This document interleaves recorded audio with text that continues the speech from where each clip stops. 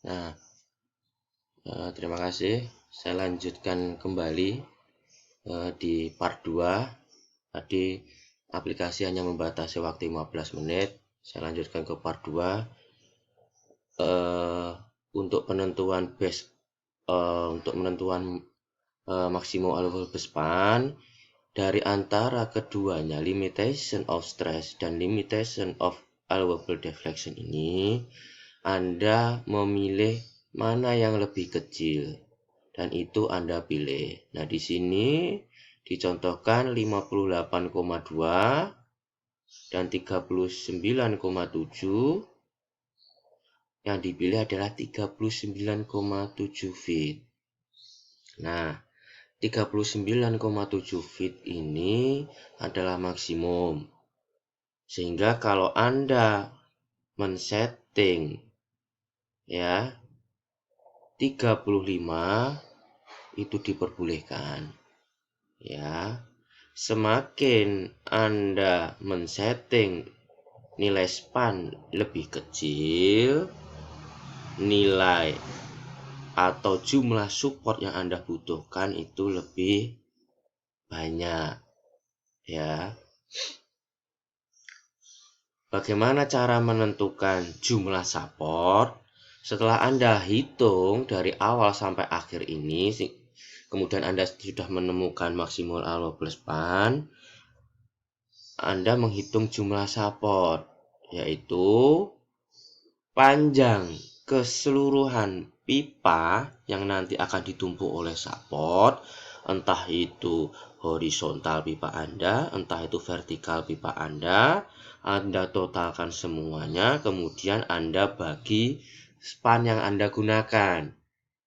Ya, misalkan panjang totalnya adalah 100 feet, kemudian spannya misalkan 25 hingga 100, Anda bagi 25 sehingga nilai atau jumlah supportnya adalah 4 buah support.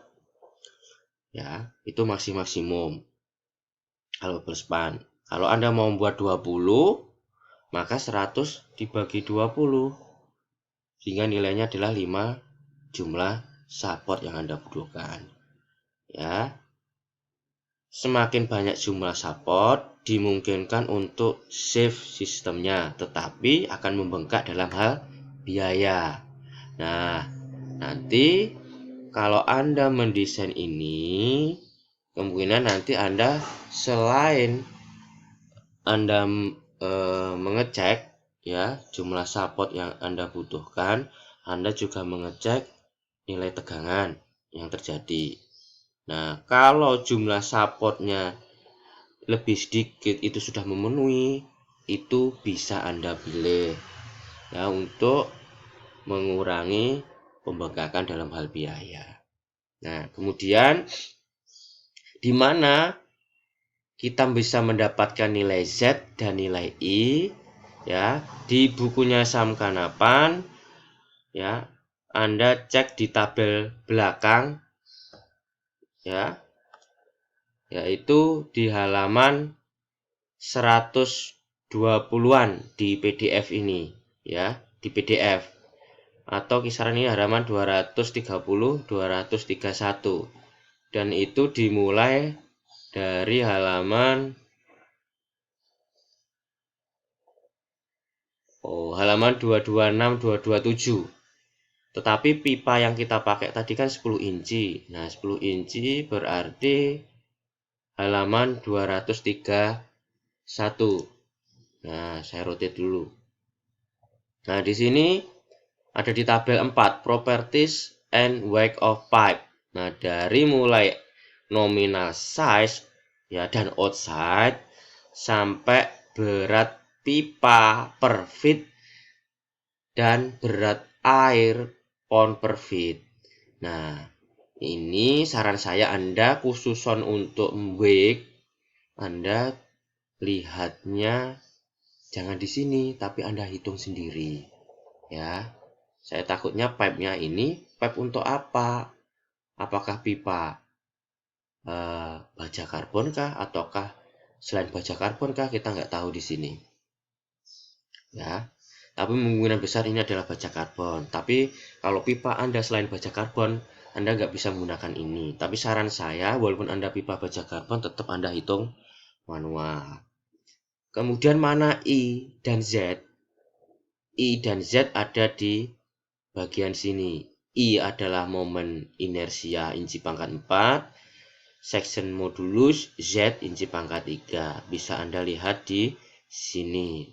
Nilai itu berdasarkan NPS yang Anda pakai dan schedule yang Anda pakai, ataukah berdasarkan ketebalan dari berat STD, XS, XXS. Nanti bisa Anda lihat di situ, sesuaikan dengan pipa yang Anda pakai. Nah, kemudian untuk momen inersia itu bisa kita lihat di kolom 1 dari kanan ya, 1, 2, 3, 4, 5, 6. Berarti 5 dan 6. Nanti kita lihat di kolom 5 dan 6. Nah, kita geser ke bawah. Nah, ini untuk pipa 10 inci ya. Tadi diibaratkan adalah standar ya, berarti schedule 40 ya di sini. 1, 2, 3, 4, 5, 6. Berarti nilainya untuk I-nya adalah 161 inci pangkat 4. Kemudian Z-nya adalah 29,9. Kalau kita menggunakan pipa 10 inci weight standar atau schedule 40. Berarti 160 129,9. Nah, kemudian kita kembali lagi. Nah, bisa Anda lihat nilainya sama 29,9. Di sini I-nya 160,7 dibulatkan jadi 161 inci pangkat 4. Jadi Anda lihatnya di situ. Saya ulangi lagi. Untuk SH sesuaikan dengan nilai SH untuk menentukan allowable stress range untuk fleksibilitas kemarin. Ya, bisa Anda pakai di situ nih berapa PSI nilai Anda. Ya. Kemudian kita lihat dulu agak belakang. Nah, ini perbedaannya kapan Anda menggunakan 3.1 dan 3.2 untuk formulanya, kapan kita menggunakan 3.4 dan 3.3 dan 3.4 ya. Kalau pipa Anda diasumsikan itu ujung-ujungnya itu adalah support, berarti both end simply support, berarti Anda menggunakan 3.1, 3.2 untuk limitation of stress dan limitation of deflection. Nah, jikalau pipa Anda ujung-ujungnya diasumsikan sebagai join atau sambungan, nah di sini kan Anda menggunakan flange, ya, berarti diibaratkan yaitu adalah both end fix atau ujung-ujungnya pengelasan itu sama, yaitu adalah both end fix. Berarti Anda menggunakan formula 3.1 dan 3.3 dan 3.4. Berarti both end fix Anda menggunakan 3.3 dan 3.4. Kalau both end simply support berarti Anda menggunakan 3.2 dan 3.1. Bolak-balik ya. Jadi perbedaannya itu untuk both end simply support dan both end fixed support.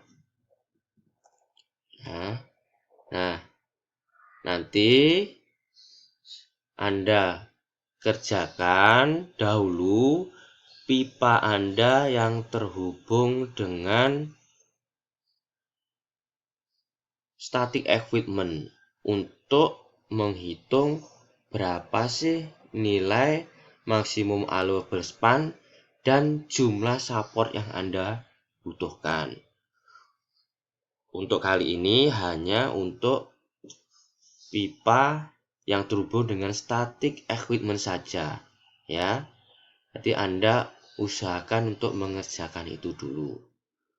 Nah, untuk lebih pahamnya, Anda lihat langkah kerja dari buku ini, sehingga nanti Anda akan mudah untuk memahaminya. Nah, terima kasih.